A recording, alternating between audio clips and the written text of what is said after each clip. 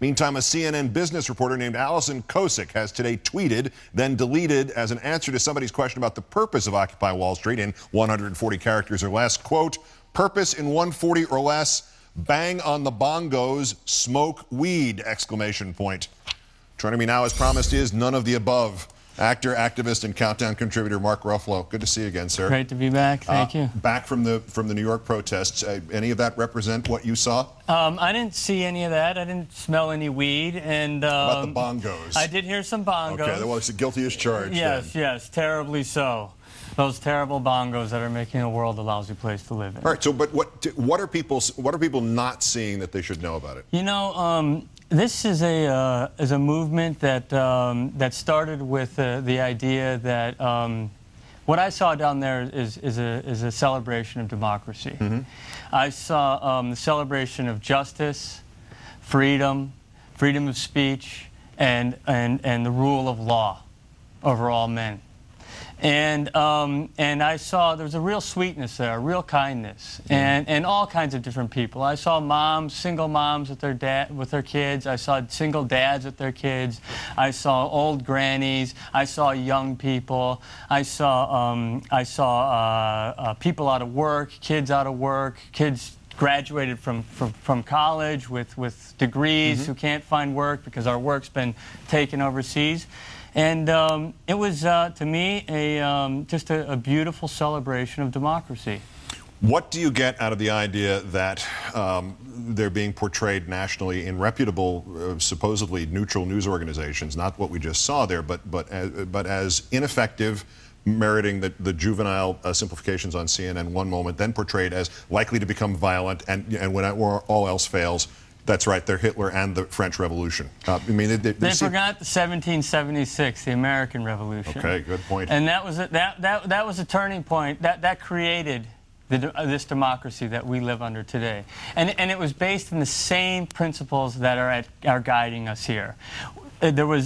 People were being oppressed by a ruling class. There was no justice. There was no sense of law. It was a lawless land. The noblemen had all of the cards, and the common man was just made nothing more than a slave. We came to America for these principles. These principles have been, over the course of time, have not been promised. They've been promised but not delivered upon. And what we're seeing is right now is Americans waking up. What I really love about what I'm seeing is this is a movement that's transcending political ideologies. It's a movement that's touching people all over the United States. And you know, like all great democratic movements, it takes time to foment. Right. You come forth with your grievances first. It takes time. If it's a true democracy, you don't hand the democracy over to a leader, okay? We happen to live in a time where we can have a leaderless revolution. We see it happen all over the world, where actually people's voices from disparate parts of the world, disparate parts of the country are able to speak out. And in a true democracy, those voices are heard. The marginal voices are heard. The center voices are heard. The left, the right, everyone's heard. And so, yes, you might say, well, why don't they have their demands? Exactly. What are these people not doing with demands? Well, you know what? When you're creating a new world, when you're creating a better place, when you're actually honoring the promises of democracy, it takes time to hear those voices. But we're hearing them. And the things that we're hearing is they want justice. The people who are losing their homes to robot bank signings, robo-mortgage signings, they want justice. People who are losing their jobs because corporate America is sending them overseas and then making record profits, they want justice. People are being left out in the streets. They can't pay their health care. This is not the America that we were promised, that certainly my generation and the generation before that was promised, with this great burgeoning middle class that had a growing income, that had a life that was livable, that was enjoyable, where they could pursue happiness. And this is what's striking a tone for people.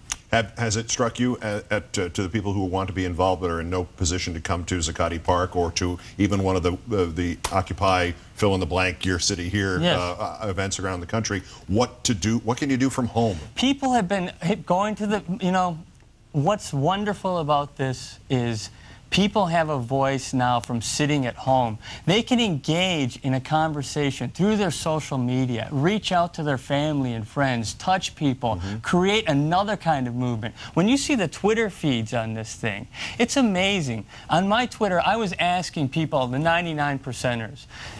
Someone said, what's a 99 percenter? And I said, the 99 percenters are the people who are doing worse since the economic downturn in America.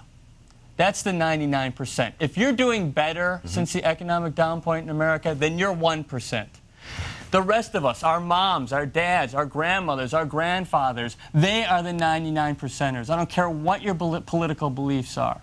And so I was asking people for 99er stories. And I was getting streams of people. My mother, you know, buys all of her food at a dollar store. You know, she can't live. You know, my parents lost their home. I mean, on and on and on. Hundreds of them, hundreds of them. And I think sharing those stories, seeing that we're Americans. Right, and this is universal. This is universal. This is not 20,000 people somewhere who have a complaint. This is 200 million people who have complaints. Deep dissatisfaction and a loss. And what I'm saying is if you have your dignity intact, if you have your decency, if you're able to still muster that up and remember what it is to be a human being and know that you have a place in the world, that you have a voice, that you're important in this world, then stand up and use that voice, because now is the time.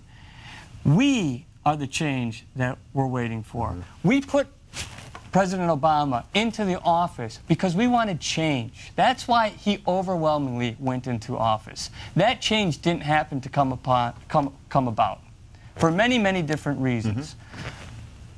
But the spirit of change, the idea of change, the promise of change is more alive in people today than it was 4 years ago.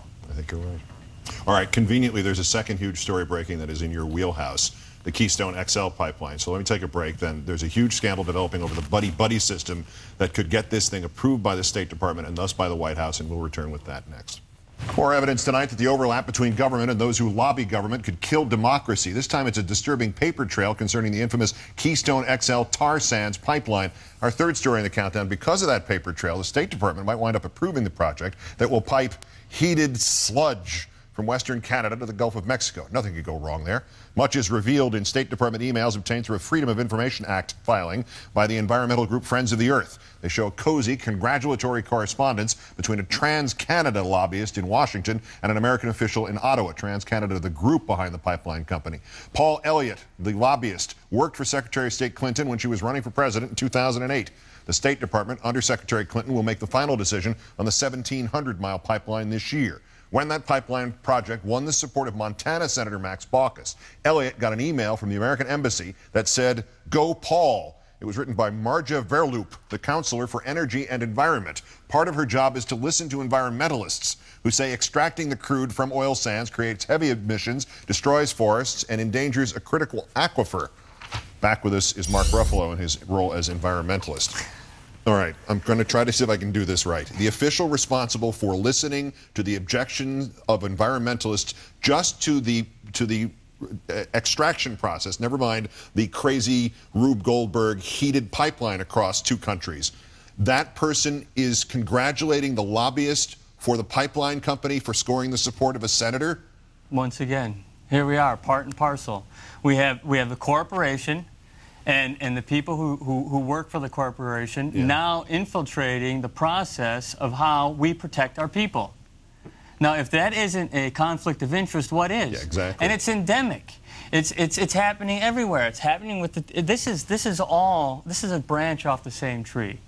There is a corporate cronyism. People say that this movement is against capitalism. This movement is actually more capitalist than the capitalists here.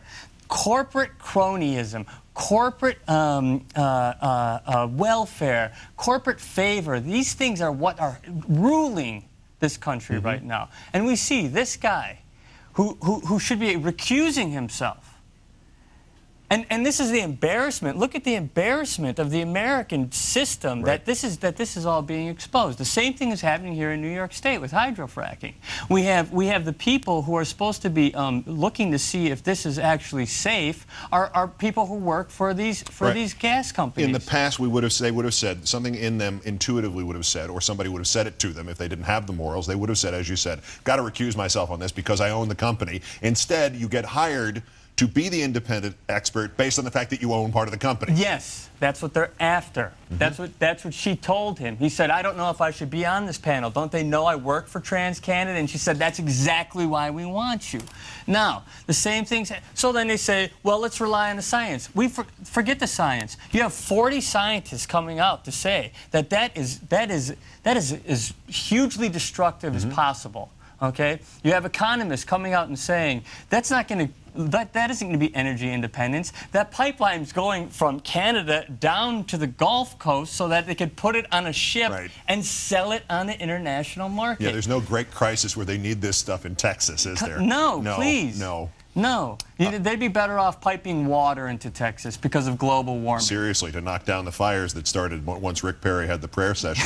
Was there an outcome, an impact to the protests and the arrests outside the White House? You know, this is the problem. You have the people coming out. 2,000 people were arrested. It's one of the biggest civil disobedience actions in the United States, certainly since the Civil Rights Movement, okay? Does anyone hear it? Yeah. Do they care? Who is speaking for the American people? Who's protecting us? The people we put in the charge to protect us are the ones who are like making money hand over fist off of our tax dollars. It's insane. The system is deeply, deeply corrupted by corporate influence, and it's time that we change this around for the better, for our kids, for my kids, for your kids, for my kids' kids, for my parents. And how? It's going to take a major reworking. Yeah. But you know what? It's all there. We have smart people who have been working on these problems for a long time. There's really great programs that would take care of a lot of this. It just isn't getting lip service. They look at it and they throw it away, okay? Because they don't want change. Of course not. So unless you have a groundswell movement from the disaffected masses, from the people who are suffering, who know they can't eat their food anymore, they can't drink their water, they can't breathe their air, they can't make a decent living, they can't go to a hospital. Until that movement begins, they're not going to listen. And that's what this moment is for you, for me, for all of us. It's time to create the world that we want to live in, the world that we envisioned when we elected Obama. It's time. And you know what? Everything's in place to do it. Yep. All right, well, we have to go do it now. So we're going to cancel the rest of the show and go out and do it in the next 25 minutes. Tomorrow is the huge march. Oh, yes, I will be there. It's going to be fun. There's going to be a lot of really fun people, beautiful girls. So come on Smarts. down. Right. Yeah. Come down for the protest and stay for the beautiful girls. Actor, activist, and Countdown contributor Mark Ruffalo. Thank you. Always a pleasure, sir. My pleasure. Thank you.